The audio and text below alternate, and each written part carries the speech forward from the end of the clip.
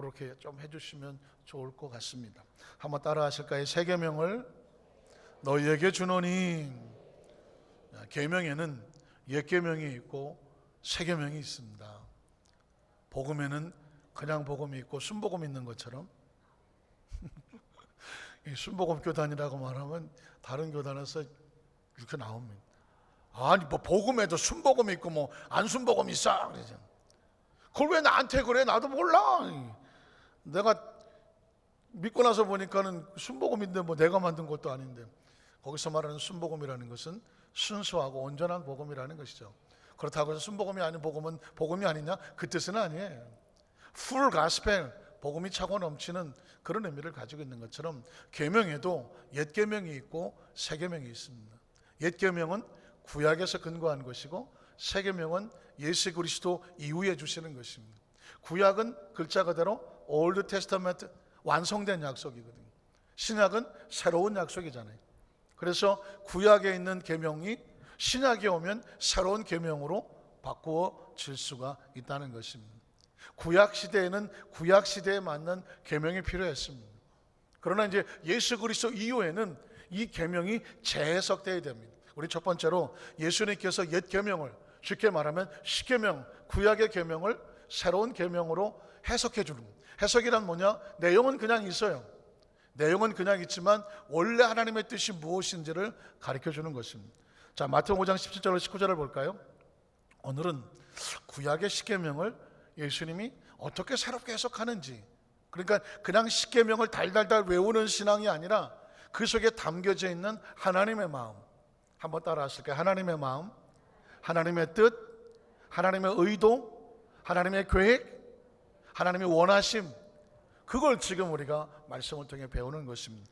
자, 내가 율법이나 선지자, 율법은 모세오경을 말하고 선지자는 선지서를 말합니다. 그러니까 구약 성경을 필요 없다, 폐하려 온 것이 아니라 어떻게 구약 성경의 하나님의 마음을 어떻게 완전하게 온전하게 너희로 알게 하러 완성시키러 왔다는 것입니다. 그러니까 구약과 신약은 예수님이 오셨으면 구약이 필요 없지 않느냐? 아니라는 것입니다. 예수님은 구약을 폐하려는 것이 아니에요. 구약에 있는 내용을 하나님의 뜻이 이렇다라고 온전하고 완전하게 완성시키러 오신 분입니다. 그 다음 절을 보면 진실로 너에게 이르노니 천지가 없어지기 전에는 율법의 1.1획도 결코 없어지지 아니하고, 하나님의 말씀은 절대로 무시돼서도 안 되고 없어져도 아니 되고 다 어떻게 되리라? 이루리라.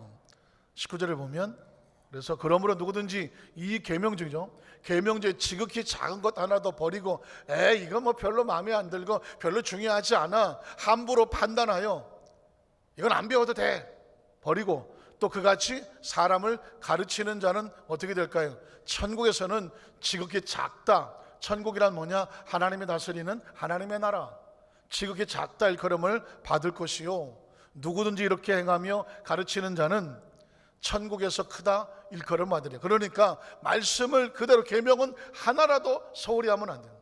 하나라도 빼트리면 안 돼요. 빼트린 경기도 사투리인가? 빼트린다? 빠트린다. 그냥 하나라도 빠트리면 안 돼요. 혹시 우리 동네에선 빼트린다 쓰심 있나요? 이거 지금 저도 모르고 나온 말이에요. 그러니까 아마 빼트렸다라는 말 쓰긴 쓰죠? 안 쓰나? 빠트린다가 표준말인 것 같아요. 빼트린다?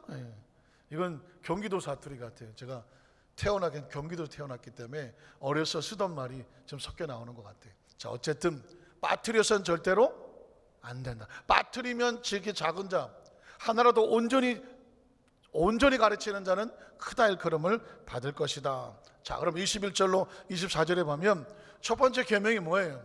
옛사람에게 말한 바 뭐 하지 마라, 살인하지 마라. 어디에 있나요? 십계명이 있죠. 십계명이 있죠. 제 6계명에 보면 살인하지 말라. 지금 내일 목요일날 새벽 예배에도 지금 출애굽기 20장을 말씀을 나누고 있기 때문에 십계명에 대한 이야기가 나와요. 내일은 9계명에 대해서 말씀을 나눌 건데, 자, 오늘은 예수님께서 6계명에 대해서 재해석하는 것입니다. 살인하지 말라. 그럼 사람 안 죽이면 되지 뭐. 지금 그 뜻이 아니라는 것입니다. 살인하지 말라. 누구든지 살인하면 심판을 받게 되리라 했다는 것을 너희가 들었으나, 구약은 이렇게 말했습니다. 그러나 예수님이 새롭게 해석을 하시는 거예요. 옆에 한번 말씀하세요. 예수님이 새롭게 해석하십니다. 새롭게 해석하십니다. 새롭게 해석하십니다. 신약시대 성도들은요, 이걸 알아야 되는 거예요. 구약과 신약이 막 섞여 있어.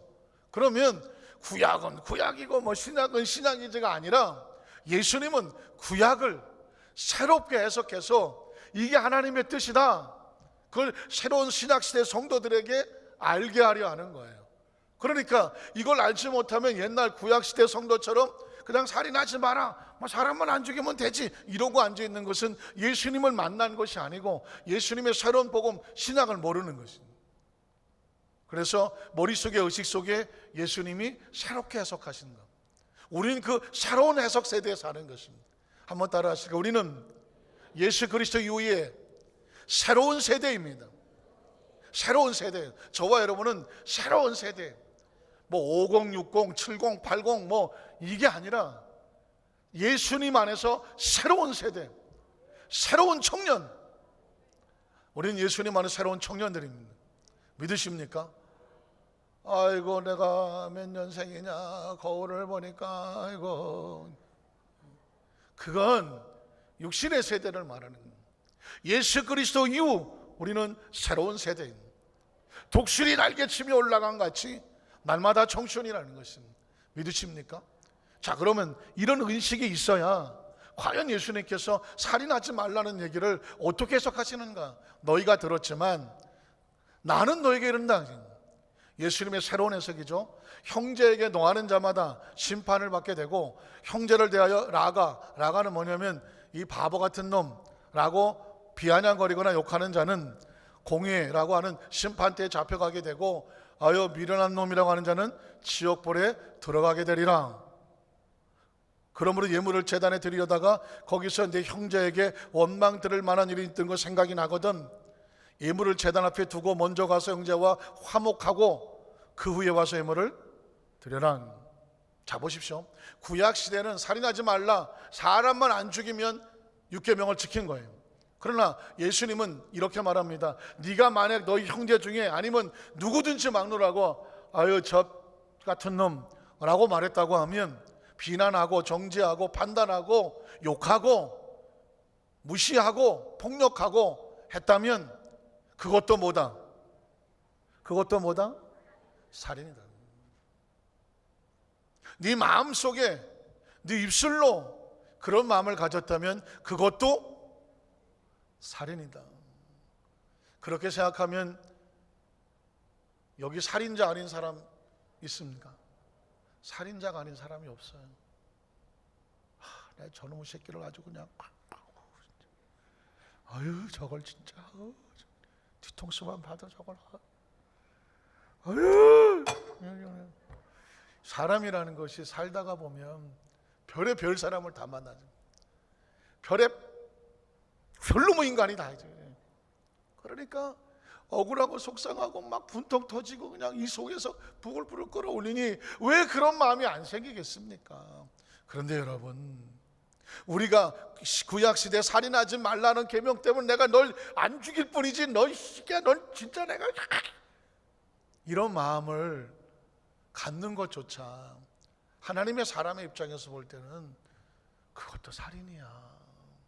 그 이야기는 뭘까요? 우리 모두를 살인자로 만들려고 하는 걸까요? 그게 아니라 그렇게 미움을 품으면 그 사람이 아니라 먼저 누가 죽어요? 네가 먼저 죽어. 인간은 본능적으로요, 미움을 품고 분노를 품고요, 살의와 적개심을 품으면 누가 죽게 되어 있냐? 내가 죽게 되어 있어.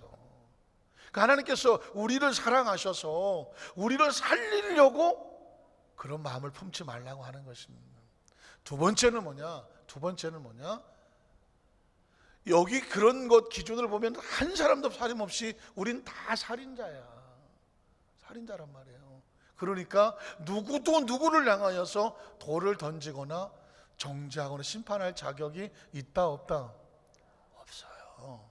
그래서 크리스찬은 어떠냐면 어떤 사람이 정말 살인을 하든 정말 살인에 준하는 어떤 일을 젊어서 저질렀고 감옥에 갔다고 할지라도 아이고 쌤통이다 저씨, 그게 아니라 죄는 미워하나 사람은 긍휼히 여기고 불쌍히 여기고 그 영혼을 위해서 기도할 수 있으며, 오죽하면 예수님이 달란트의 비유를 보면 작은 왕과 염소를 양갑을 보면 내가 옥에 갇히었을 때 네가 나를 돌보아 주었다라는 말을 씁니다.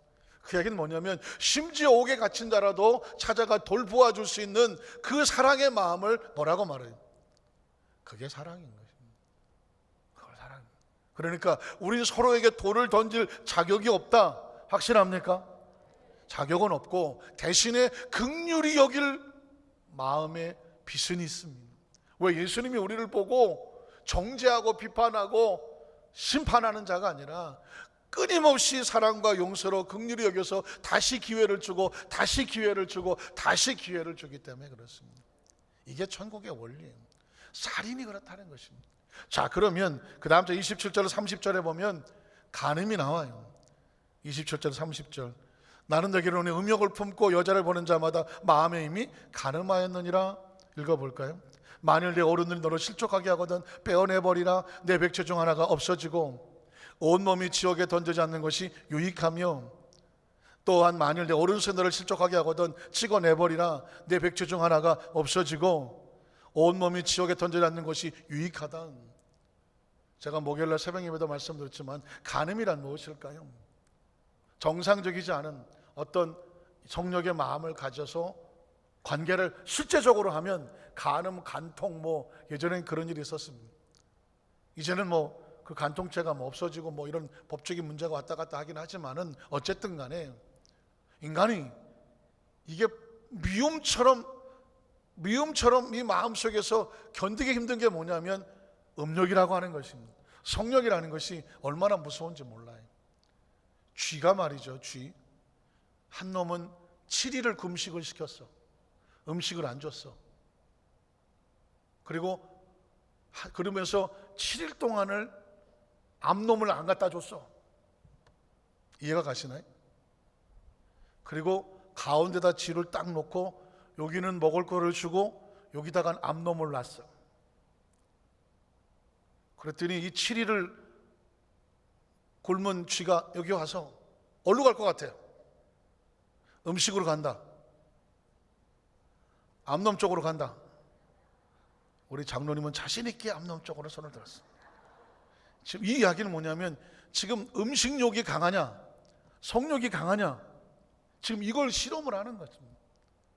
이 쥐가 딱 갖다 놓으니까 맨 처음에는 7일을 굶었으니까 어디로 갈 것 같아요?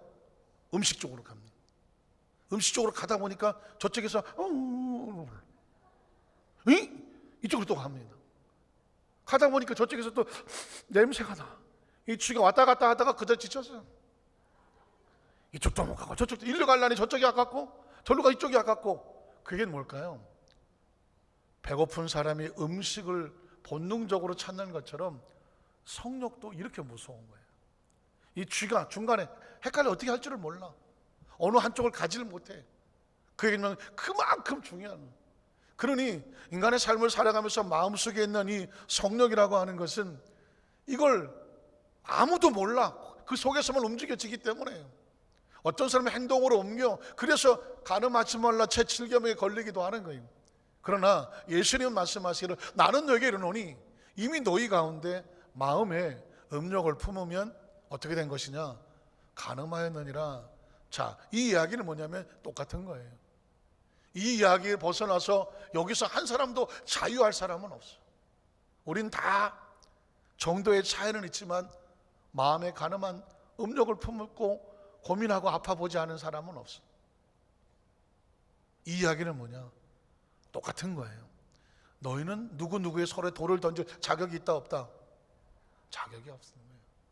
누가 어쩌고 저쩌고 해야 돼. 아유 더러운 거 저거 아주 내가 그럴 줄 알았어. 아유 할 자격이 있어 없어요? 자격이 없어. 오죽하면 죄는 미워하나 사람은 불쌍히 하는 거죠. 너도 불쌍하고 나도 불쌍해서 비판하고 정지하고 판단할 것이 아니라 어떻게 하느냐, 그 사람을 긍휼히 여기고 그가 그 영혼이 구원받을 수 있도록. 오죽하면 그래서 예수님 사역을 할 때 보면 세리, 창녀, 거지, 문둥병자, 이방인, 이게 전부 율법에 따라서는 하나님 나라에 들어올 수 없는 사람인데 예수님은 다 오래, 다 오래. 하나님은 누구도 어떤 제약을 정해놓고 넌 안 돼, 너도 안 돼, 너도 안 돼, 그런 제약이 없다는 것입니다. 너도 오고 너도 와. 왜? 하나님의 나라는 열려있는 것입니다. 그게 하나님의 나라예요. 근데 이스라엘 백성이 뭘 잘못했냐면 너도 안 되고 너도 안 되고 너도 안 되고 너도 안 된다. 넌 이방인이라 안 되고, 넌 세리라 안 되고, 아유 창녀 너도 안 되고, 이 눈깔 빠진 놈도 안 되고, 너 문둥병도 안 되고, 다 안 돼. 왜 그럴까요? 우리만 돼, 우리만. 지들만 된다는 것입니다. 예수님 볼 때는 그건 아니죠. 누구나 돼. 어느 누구나 오시오, 그런 찬송이 있지 않습니까? 어느 누구나, 어느 누구나, 누구나 오라는 것입니다. 그래서 혹시라도 성적인 부분에 대해서 나는 왜 이럴까 고민하고 정말 인간의 마음속에 그런 아픔과 고통을 가지는 사람은 다 누구나 다 그래. 그러나 그 문제를 가지고 하나님 앞에 엎드려서 기도하면서 하나님의 마음을 붙잡아 주시옵소서 지켜나가는 것이죠. 그게 하나님께서 우리에게 주시는 예수를 통한 새로운 계명입니다. 33절 30절에 보면 또 옛사람에게 말한 바 헛맹세하지 마라. 맹세가 주께 지키려 했다는 것을 너희가 들었지만 나는 너에게 이르노다. 도무지 맹세하지 말라. 다시 말해서 사람이 어떤 말로 갖다 해버리면 그 말을 지키지 못하면 그것처럼 무서운 죄는 없다는 거예요. 그래서 사람은 누구 앞에서든지 맹세해서 지킬 능력이 없어. 맹세하지 말지니 하늘로도 하지 말라 이는 하나님의 보좌임이요, 땅으로도 하지 말라 하나님의 발등상이요, 예루살렘으로도 하지 말라 이는 큰 임금의 성임이요, 내 머리라도 하지 말라 이는 내가 한 터럭도 이고 검게 할 수 없음이라. 그냥 옳다 아니면 아니다 하라. 이에서 지나가는 것은 악어를 한다는 것입니다. 내가 책임질 수 없는 것을 가지고 그건 내가 할게 아니면 내가 하지 말라는 것입니다. 맹세하고, 인간에게 맹세해서 그걸 지킬 능력은 없어. 그러니까 그 맹세 자체가 그 자기 자신을 올무로 끌고 간다는 것입니다. 38절로 32절에 보면 보복과 복수에 대한 얘기가 나옵니다. 또 눈은 눈으로 이는 이로 갚으라 했다는 너희가 들은. 구약 시대는 그렇게 했습니다. 다른 사람의 오른팔을 부러뜨렸으면 그 사람의 오른팔을 부러뜨렸습니다. 눈에는 눈, 이에는 이였습니다.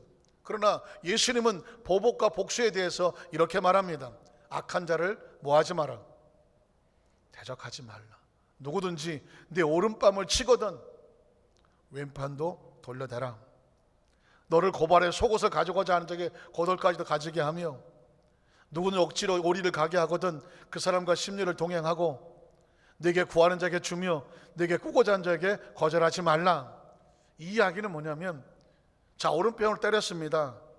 아파요 안 아파요? 안 아파요? 아프죠. 때리는 거 맞으면 아픕니다. 그런데 맞아요 전편을 치십시오. 내가 맞아주면 아플까요 안 아플까요? 아프지. 맞아줘도 아프고는 덜 아프죠. 내가 억지로 억울하게 맞으면 여기만 아픈 게 아니라 가슴도 아파. 자존심도 뭉그러지고 부끄럽고 수치스럽고 분노가 차올라. 그러나 내가 정 그러냐? 내가 맞아줄게. 맞아주면 여기는 아파. 그러나 마음은 안 아파. 왜? 내가 맞아준 것입니다. 돈도 뺏기면 아파. 근데 내가 줄게. 혹시 내가 내 술머리를 주면 이건 안 아파. 물론 돈 나가는 건 아깝지. 무슨 말인지 아시겠습니까? 겉옷을 달라고 하면 뺏기는 건 아파. 근데 내 마음에 긍휼함이 있어서 이것도 벗어줄게요. 벗어주면 똑같이 나가지만 마음은 안 아파. 누가 짐을 들고 가는데 강제로 끌고 가게 하면 내가 하지만 할머니가 무거운 짐을 치고 가는데 제가 좀 들어드릴게요. 힘들긴 마찬가지지. 그러나 마음은 안 아파. 무슨 말인지 아시겠습니까? 이 이야기는 뭐냐? 얻어맞는 상황이 생기더라도 맞아주는 상황으로 끌고 가라는 것입니다. 굉장히 중요한 것입니다. 잘 보십시오. 누군가의 억울한 일을 당했습니다. 정말 하고 싶죠. 누구나 하고 싶습니다. 보복하고 복수하고 이빨은 이빨대로 막 머리통은 머리통으로 가지고 하고 싶습니다. 그런데 하나님의 마음은 그게 아닙니다. 그래, 그는 그가 하는 일을 가게 하고 너는 나의 길을 가라. 너는 나의 길을 가라. 원수 갚는 것은 나에게 있지 않냐고 누구에게 있습니까? 하나님께 맡깁니다. 역시 같은 원리입니다. 보복과 복수를 내가 품으면 이놈의 보복과 복수가 저놈을 죽여야 되는데 누가 죽나요? 보복과 복수를 가슴에 품는 순간 내가 죽어. 인간은 보복과 복수를 품으면 몸이 못 견디게 되어 있습니다. 그래서 어떡하냐면 그냥 맡겨버려. 그리고 오히려 축복하라고 말합니다. 하나님, 저 사람이 나로 인해 여러 가지 어려운 일 아프게 했지만 그 육신은 아프고 힘들고 마음도 고통스럽지만 말씀에 근거하여 예수님의 새로운 계명을 근거하여 축복합니다. 축복합니다. 축복합니다. 맡기고 맡겨버려. 그러면 그분은 그 문제는 하나님의 영역 속으로 들어갔어. 그 축복하는 동안 누가 살아요? 내가 살지. 내가 살아. 그런데 도무지 억울하고 속상하고 못 견디겠거든. 금식성세라도 올라가. 내 곡기를 쳐서 금식하며 엎드려. 3일만 금식하면 원수고 보복이고 복수고 아무것도 없어. 죽었어. 아주 그냥 아유 주여 살려만 주셔도 감사합니다. 그냥 목구멍에 동치미 국물하고 멀건 죽 한 그릇만 들어가도 감사해. 그냥 살아있는 게 감사한 거예요. 보복과 복수는 우리 영역이 아니라는 것입니다. 43절로 48절에 보면 내 이웃을 사랑하고 내 원수는 미워하라고 구약은 말하지만 너희가 들었지만 나는 너희에게는, 여러분 보십시오, 예수님이 재해석하는 거예요. 우린 예수님을 믿습니다. 예수님의 재해석을 믿습니다. 재해석을 말씀하셨으면 반드시 그렇게 살아야 돼요. 그게 우리를 살리는 길이에요. 예수는 우리를 살리려고 지금 재해석을 하고 있는 거예요. 나는 너에게 이르노니 너희 원수를 뭐하며 사랑하며 너희를 박해한 자를 위해서 뭐해라? 기도하라. 이같이 앉아 하늘에서 너희 아버지의 아들이 되리니. 하나님의 아들은 이렇게 하셨습니다. 한번 따라하시죠. 하나님의 자녀는 원수를 보복하지 않는다. 위하여 기도한다. 그게 하나님의 자녀라는 것입니다. 하나님이 그 해를 악인과 선인에게 비추시며 비를 의로운 자와 불의한 자에게 내려주심이라. 너희가 너희를 사랑한 자를 사랑하면 무슨 상이 있으리요? 세리도 이같이 아니하느냐? 또 너희가 너희 형제에게만 무난하면 남보다 더하는 것이 무엇이냐? 이방인들도 자기 친구 형제들은 사랑하고 인사한다는 것이죠. 그러므로 하늘에 계신 너희 아버지 온전하신 것 같이 너희도 뭐해라? 온전한. 이게 신앙의 온전함을 찾아가는 것입니다. 16절로 18절에 보면 마태복음 6장 16절로 18이죠. 너희가 사람의 잘못을 용서하면 너희 하늘 아버지께서 너희 잘못을 뭐하시리라? 용서하시려니와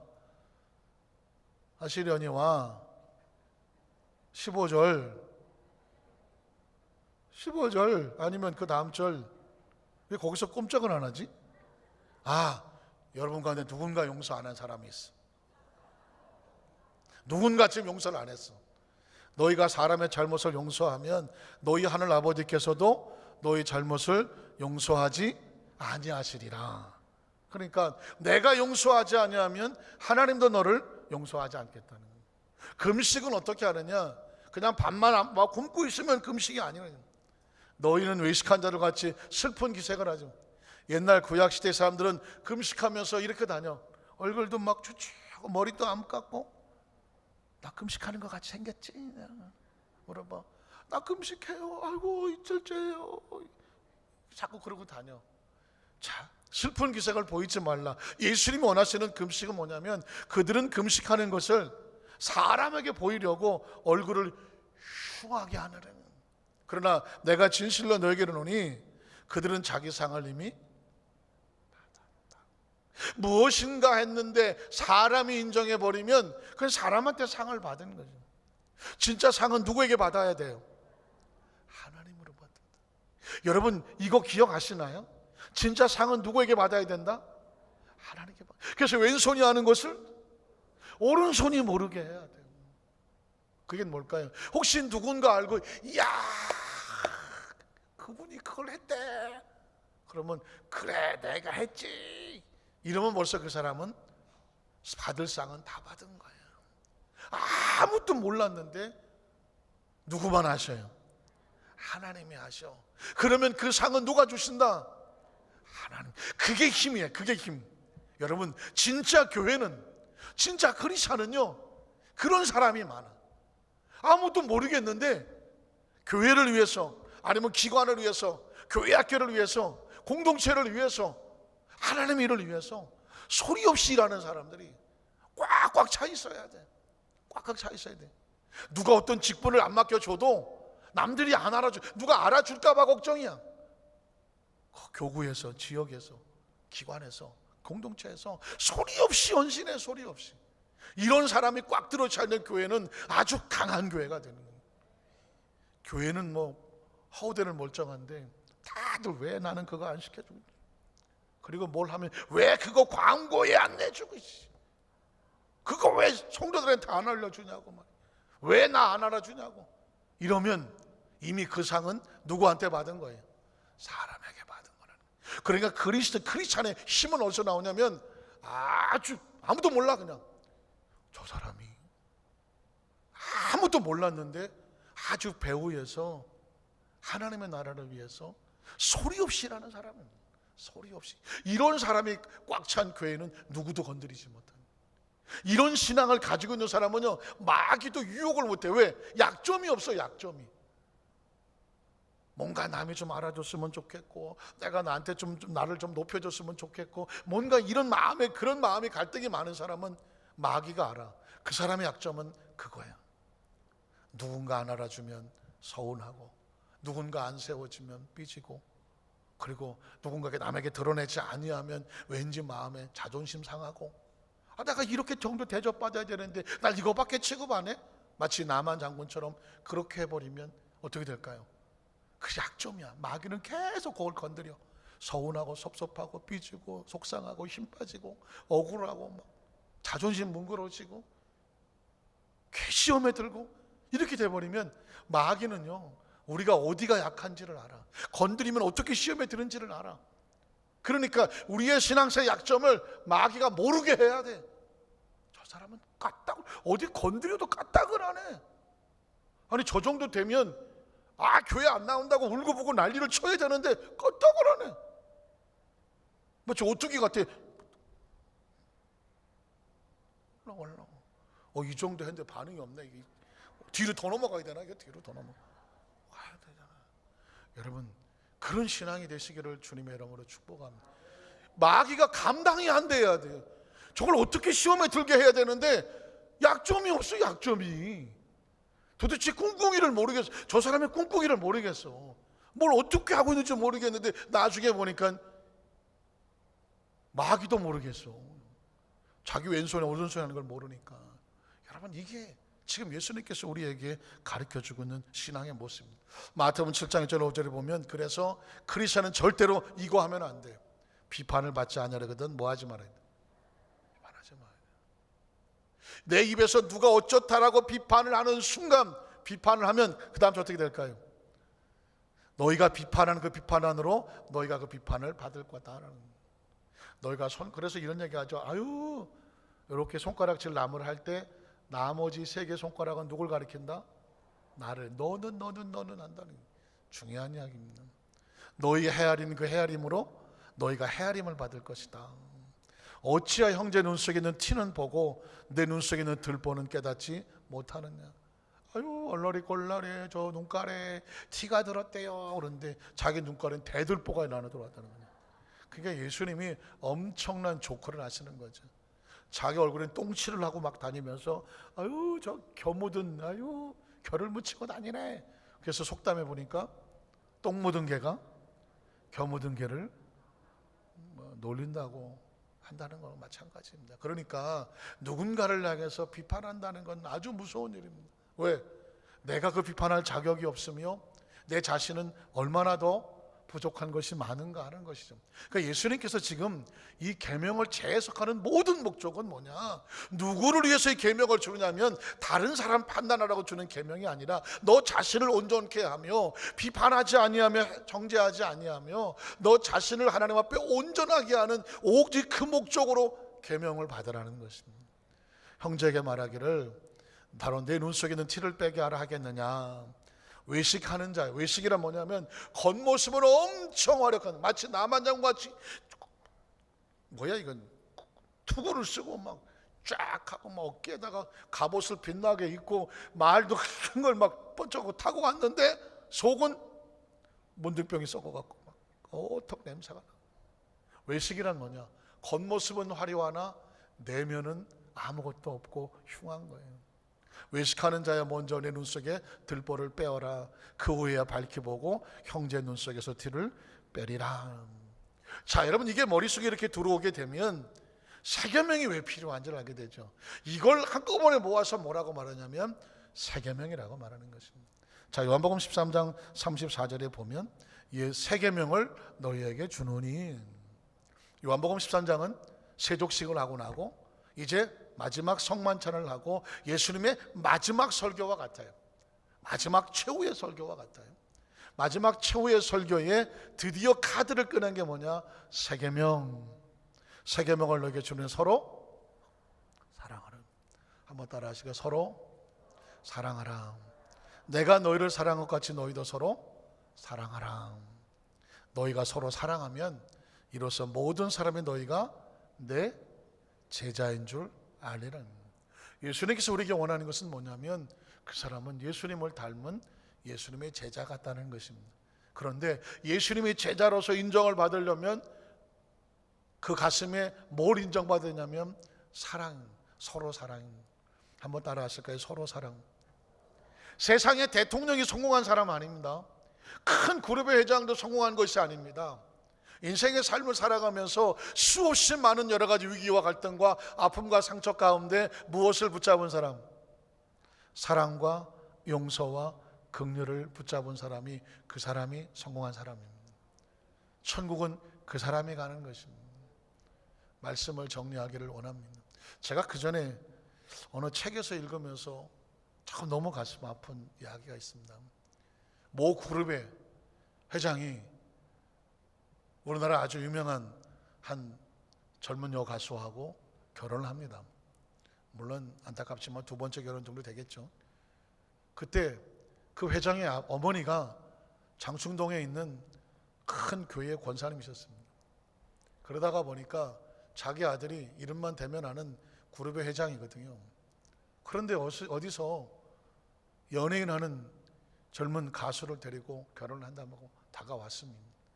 모든 어머니가, 아버지도 마찬가지지만 자기 아들의 결혼 대상이 뭔가 좀 그룹의 회장쯤 됐으면 그룹의 딸, 회장의 딸이라든가 뭔가 좀 이랬으면 좋겠는데, 이거 뭐 옛날엔 가수 딴따라라고 말하지 않았습니까? 가수를 데려와서 결혼한다고 하니까 어머니가 마음이 상했던 것 같습니다. 그래서 이렇게 말합니다. 내 눈에 흙이 들어가기 전까지는 절대로 너희 결혼을 인정할 수 없다라고 말했습니다. 있을 수 있는 이야기죠. 그런데 그분이 그 큰 교회의 권사님이셨습니다. 나중에 그분이 소천하시고 난 다음에 그 며느리, 가수죠, 이제 지금 나이가 많이 들면 가수가 이런 고백을 합니다. 두 사람이 결혼해서 살아요. 결혼식에도 그 어머니 권사님은 가지 않았습니다. 인정할 수 없었어요. 그리고 그 신혼집이 장충당 그쪽이었습니다. 그런데 교회는 주일날 장충당 교회를 가셔도 그 아들의 집에 며느리 꼴 보기 싫어서 죽을 때까지 안 갔답니다. 마지막 순간에도 안 가셨습니다. 약속을 지키시는 분이죠. 눈에 흙이 들어가기 전까지는 절대로 너희를 보지 않겠다. 약속을 지키시는 분이었어. 안 보고 갔어. 이게 지금 이게 회장 뭐 가문의 이야기를 하는 게 아니라 크리스찬의 입장에서 하는 얘기입니다. 지금 그 권사님이 아니고 뭐 그렇다면 이런 얘기 하고 싶지도 않아요. 근데 한 20여 년 전에 제가 읽은 책이에요. 그 기사예요. 그 권사님 마음은 어땠을까? 권사님 마음 처음에는 이해 갔을 것 같아요. 내 자식이 좀 뻔듯한 여자하고 결혼해서 좀 했으면 좋을 것 같은데 어디 딴따라 같은 여자를 데려다가 산다고 하니 아마 창피했을지 마음이 양이 안 찼을지, 그래서 내가 눈에 흙이 들어서 절대로 너 안 보겠다고 했어. 근데 이게 진짜 결혼을 해버렸어. 난 보고 싶지 않아. 그리고 주일날 장충동원 가더라도 그 옆집에 있는 아들 집 며느리 꼴 보기 싫어서 안 갔어. 죽을 때까지 안 갔어. 그리고 죽었어. 어떻게 해석해야 될 것 같아요? 제가 보기에 의지도 강하고 약속도 지키신 분이지만 크리스찬의 마음에, 예수님의 마음으로 본다면 어떻게 해야 될 것 같아요? 첫째, 누가 누구를 향해서 돌을 던지겠습니까? 가수든 딴따라든 자기 향해 차든 안 차든 간에 한 인간이잖아요. 나중에 보니까 그분들도 다 예수를 믿었어. 아들도 믿고 며느리도 믿었어. 크리스찬이요. 제가 하고 싶은 얘기 뭐냐면, 정 힘들고 어려웠더라도 용서해주고 가지. 제 이야기는 그 얘기입니다. 용서해주고 가지. 그 권사님도 너무 많이 힘들었을 거 아니에요. 너무 많이 실망하고 속상하고 이해 가요. 그래도 감정과 기분으로 사는 것이 아니라 크리스천은 계명으로 살아야 돼요. 계명으로. 용서해주고 가지. 내가 많이 힘들었다. 정말 보고 싶지 않았다. 그러나 나는 하나님의 사람이다. 너도 하나님의 사람이지 않느냐? 이제 내가 이 세상을 떠나면서 내가 해줄 걸 뭐예요? 내가 너희를 용서할게. 그리고 내가 너희를 받으지 못한 나를 용서해줘라. 그러면서 화해와 화목으로 마무리를 짓고 우리 천국에서 만나자 했으면 마무리가 얼마나 좋았을 것 같아요. 이 말씀을 드린 이유는 뭐냐면, 저와 여러분의 삶의 전 가운데 별의별 일이 다 있어서 정말 죽을 때까지 풀고 싶지 않은 그런 가슴 아픈 관계들이 있을 수 있어요. 그 집이 잘못돼야 내가 속이 시원할 것 같은 거, 막 10년 먹은 체중이 막 떨어질 것 같은 그런 관계가 있을 수 있어요. 그러나 우리는 누구다? 크리스찬이다. 하나님의 아들이다. 심지어 예배도 털끝 하나까지라도 화목하고 화해하고 서로 피차 불쌍히 여기고 긍휼히 여기는 마음을 가지고 나와 예물을 드리고 예배를 드려야 그게 하나님 앞에 온전히 드려지는 예배가 될 수가 있다. 아직은 내 믿음의 그릇이 그것밖에 안 돼서 용서가 10%밖에 안 되고 20%밖에 안 되고, 하지만 세월이 지나가면서 언젠가 삶의 마무리를 지고 갈 때 모든 다른 건 몰라도 용서와 사랑과 긍휼을 베풀고 가라. 왜냐하면 그게 천국에 가는 하나님 백성들의 마음이고, 예수님이 십자가에 달리셔서 보여주신 마음이고, 그분이 왜 이 땅에 오셔서 몸소 이 계명들을 다 바꿔주시고 가르쳐주시고 너희 계명 지켜서 내 제자 되게 하라 하셨는지를 우리가 알아야 됩니다. 저와 여러분의 신앙생활을 각자 20년, 30년, 50년, 100년 하고 인생의 마무리를 질 때에 나 교회 50년 다녔습니다. 아유 내가 무슨 봉사 50년 했습니다. 중요한 이야기지만 내 안에 모든 원한과 미움과 보복과 복수와 분노를 다 십자가에 내려놓고 그 사랑으로 이제 삶을 마무리 지려고 합니다. 그분의 얼굴은 어떨까요? 편안하고 자유롭고 정말 부드러운 모습으로 천국에 가지 않겠습니까? 마지막 순간까지 이렇게 돌아가시면 이거 수의도 못 입힌답니다. 이렇게 하고 돌아가셔갖고 이게 안 꺾여져. 꼭 신앙의 본질은 여기 있습니다. 이 은혜를 가슴에 꼭 품으시기를 주님의 이름으로 축원합니다.